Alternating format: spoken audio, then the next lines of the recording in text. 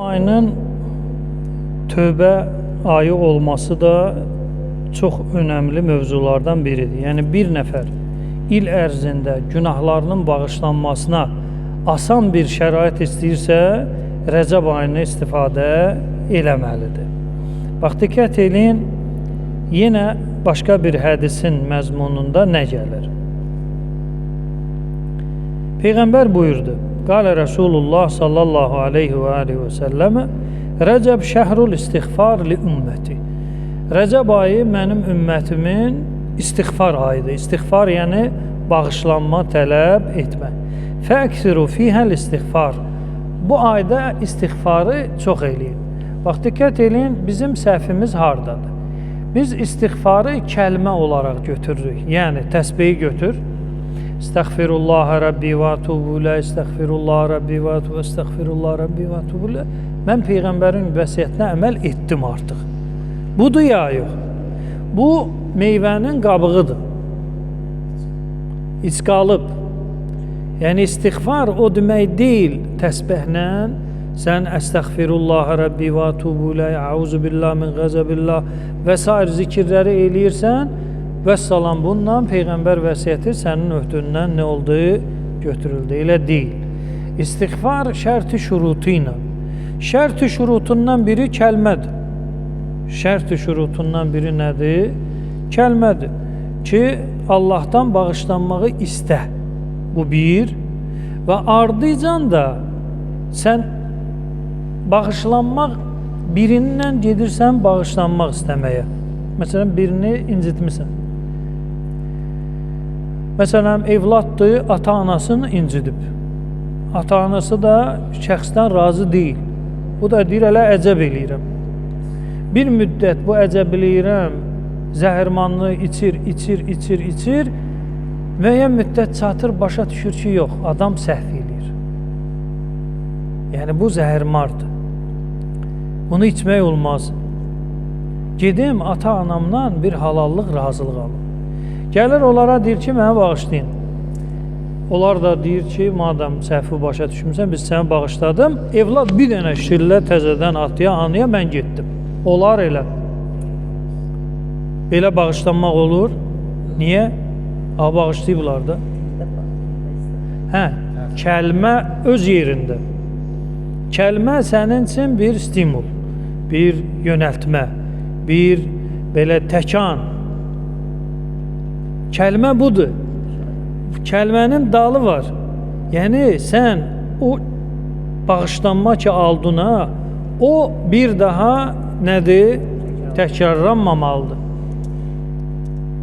Yəni, əstəğfirullah Rabbi və tubulə, əstəğfirullah Rabbi və tubulə. Eşitdim filan kəs belə, və yaxud bir dənə işarə belə gözü ilə, və yaxud əli ilə ki, yəni işarə qeybəti. Tənə vurursan, sən də gülürsən, o da gülür ki, bu şeydir, filan.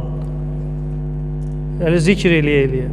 Deməli, biz elə bilirik ki, kəlmə nə olacaq? Xilas eləyəcək. Hətta dinimiz belə kəlmə ilə insan xilas olmur.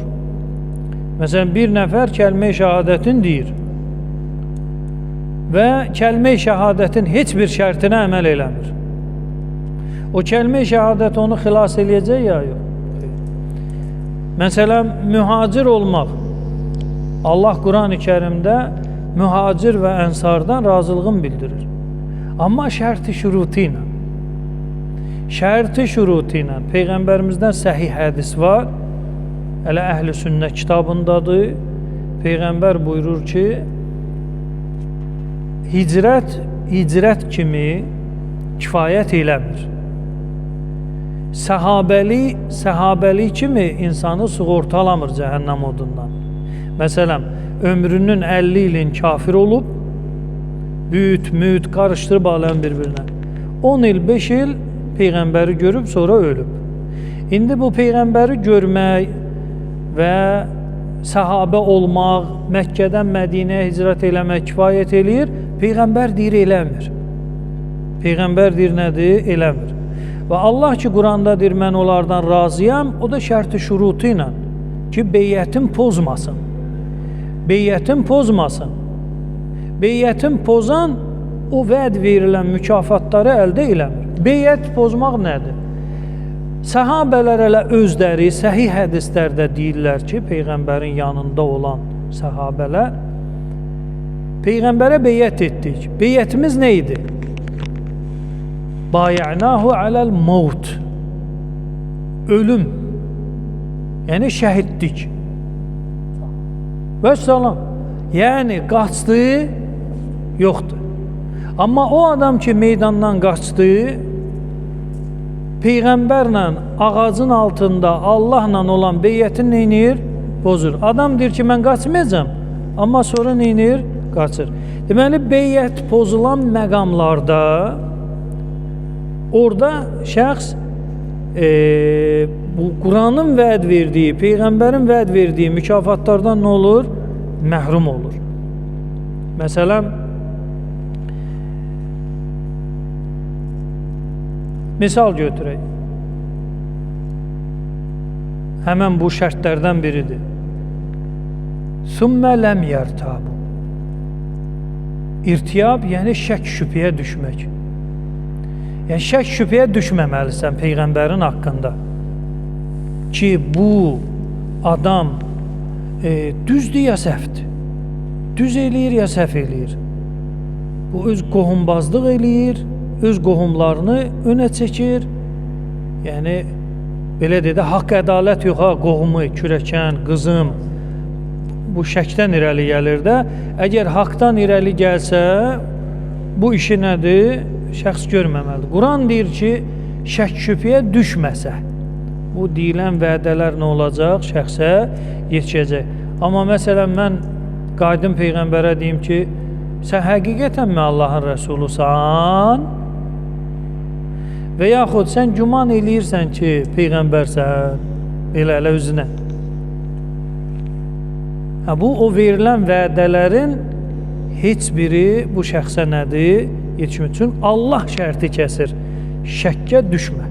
Şəkkə düşən nədir? Bu vədələri əldə eləyə bilməyəcək. Deməli, tövbə deyəndə Əstəğfirullah Rəbbi və tubu ileyh və yaxud əşhədü ən la ilahə illallah Muhammed Rasulullah bu insanı xilas eləməyəcək. Şərtlər var. O şərtləri insan həyatında reallaşdırsa, nə olacaq? Verilən vədəni əldə eləyəcək.